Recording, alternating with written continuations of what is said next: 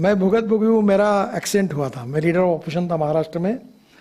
तब एक पेड़ पे जा red light car, police protection, siren car, 10, 12, 15 कारों का कैनवा होते हुए मैं एक पेड़ के ऊपर गया।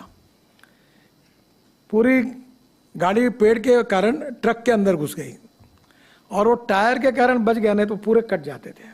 मेरी पत्नी थी, बच्चे थे, सब एक्सीडेंट हुआ पड़ा। कारण क्या? तो पेड़ रास्ते में आता है, उसको तोड़ने के लिए कलेक्टर को परमिशन मांगकर 3 साल हुए पर परमिशन नहीं मिली। फिर ड्राइवर को कैटरेक्ट निकला। फिर मैंने जब जांच की मेरे पीडब्ल्यू डिपार्टमेंट में, तो 40% ड्राइवर कैटरेक्ट वाले निकले। फिर एक मुख्यमंत्री का गाड़ी का ड्राइवर अनेक सालों से गाड़ी चला रहा था, वो अंधा निकला। फिर एक केंद्रीय मंत्री का ड्राइवर, उसकी एक आंख गई थी। यानी हमारे देश में मेरे समझ में नहीं आता कि इतने सीरियस इश्यू पर कितनी उदासीनता है। और ये मेरे बोलना लोगों के सामने मुझे अच्छा नहीं लगता। और इसलिए स्वाभाविक रूप से फिर कैंप शुरू हुए कैटरेक्ट चेक करने के। टोल नाके पर कैटरेक्ट चेक किया, चश्मे देने की बात हुई। अब हमने ड्राइवर के लिए एसी कैबिन लाई।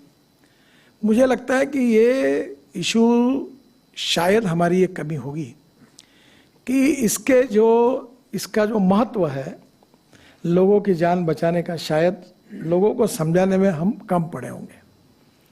और इसलिए ये अवेयरनेस और तैयार करना होगा। कानून के प्रति डर भी नहीं और सम्मान भी नहीं। और एक बात ये रिपोर्ट के कारण सिद्ध हुई है, तो मैं पीयूष को धन्यवाद दूंगा, कि जो प्रॉब्लम्स है, जो समस्या है, जो ब्लैक स्पॉट्स है, उसको सुधारने के बाद, उसमें कुछ सुधार करने के बाद एक्सीडेंट में और डेथ में कमी आई है। तो इसका मतलब रोड इंजीनियरिंग और ऑटोमोबाइल इंजीनियरिंग में सुधार करने से कमी आ सकती है। अब ऑटोमोबाइल इंजीनियरिंग में तो बहुत सुधार हो गया। सब लोगों ने 6 एयरबैग लगाना भी शुरू कर दिया है। अभी स्टार रेटिंग भी हुआ है। तो नेचुरली ऑटोमोबाइल इंजीनियरिंग में जो जो रोड सेफ्टी के लिए और हमारे लोगों की जान सुरक्षा के लिए वो हो गया है। और अगर कोई सुझाव आएगा तो करेंगे। ट्रक और बसेस में भी बस का कोड था। कोई भी हथौड़ा लेके बस में बैठता था और रोड पर बस बॉडी बनाता था। 6 बार 7 बार मैंने उनको टाइम दिया। अभी हमारे यहाँ समृद्धि महामार्ग पर एक बस आई, जल गई, 50 लोग मर गए। उस दिन मैं इतना गुस्सा हो गया, मैंने बोला सेक्रेटरी जी को कि ये खत्म करो इसको।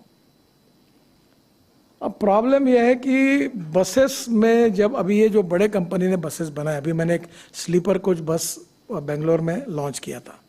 ये जो ग्लास दिखती है आपको बड़ी, इस प्रकार से वो पूरी ऐसी जो विंडो थी उसमें बड़ी ग्लास है और उसके बाजू में प्लास्टिक की हथौड़ा है।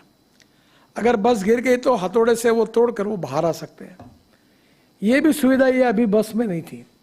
घटिया क्वालिटी कितनी बनाना सस्ता बनाने के लिए, तो उसके कितने लोग मर रहे हैं। और इसलिए अभी हमने बस में भी और कार में पीछे से बेल्ट लगाने के बारे में नियम बनाया। आज सामने वाले बेल्ट के बारे में भी नियम बनाया। काफ़ी लोगों की जान उसके अंदर बच जाती है। और इसलिए मेरा जो सुझाव है कि अब विशेष रूप से जो स्कूल के टीचर है, हेडमास्टर है, इन्होंने आगे आना चाहिए। उनके स्कूल में रोड सेफ्टी की प्रतिज्ञा लेनी चाहिए।